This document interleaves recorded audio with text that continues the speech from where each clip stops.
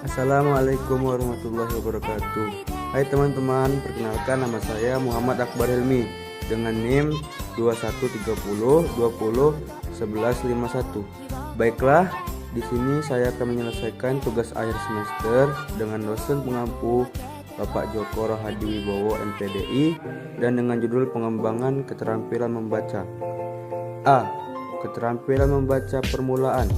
1. Pengembangan bahasa anak usia dini. Bahasa merupakan salah satu aspek perkembangan yang perlu diketahui sejak dini. Menurut Eni Zubaidah, bahasa berfungsi sebagai salah satu alat komunikasi dan merupakan sarana penting dalam kehidupan anak. 2. Pengertian keterampilan membaca permulaan. Membaca termasuk bagian dari perkembangan bahasa. Membaca tidak hanya diperuntukkan bagi orang dewasa, maka perlu adanya pengembangan membaca sejak usia dini. 3. Tahapan perkembangan membaca anak usia 5-6 tahun. Membaca anak usia dini terjadi secara bertahap.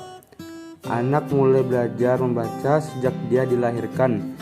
Namun terdapat tahapan-tahapan yang dimulai dari hal yang kecil hingga hal yang kompleks. 4. Model teori bahasa. Belajar bahasa sejak dini sangat diperlukan agar anak dapat mengetahui informasi dan menambah pengetahuan yang anak dapatkan melalui membaca. 5. Strategi mengembangkan membaca pada anak usia dini. Membaca merupakan kebutuhan. Karena membaca perlu diajarkan sejak dini, maka perlu adanya strategi yang tepat untuk mengajarkan membaca sehingga sesuai dengan perkembangan anak usia dini. 6. Faktor-faktor mempengaruhi keterampilan membaca permulaan. Faktor yang mempengaruhi keterampilan membaca ada dua, yaitu faktor endogen dan eksogen. Faktor endogen terdiri atas faktor perkembangan biologis, psikologis, dan linguistik yang ada dalam diri anak, sementara faktor eksogen adalah faktor lingkungan. B. Pengembangan keterampilan membaca. 1. Keterampilan membaca yang kompleks yang melibatkan berbagai faktor yang datangnya dari dalam diri pembaca dan faktor luar. 2. Jenis-jenis situasi membaca. Ketika kita membaca suatu teks, seseorang yang membaca memiliki dua alasan utama. Mengapa seseorang perlu membaca teks? Yang pertama adalah untuk kesenangan dan yang kedua adalah untuk mendapatkan informasi. 3. Pengetahuan tentang teknisi membaca.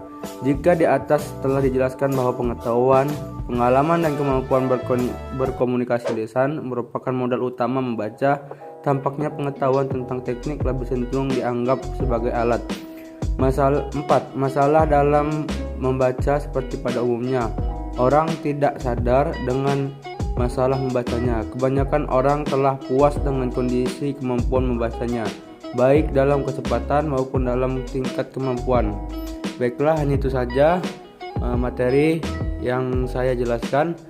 Lebih dan kurang saya mohon maaf. Pada Allah saya mohon ampun. Wabillahi taufiq wal hidayah. Wassalamualaikum warahmatullahi wabarakatuh.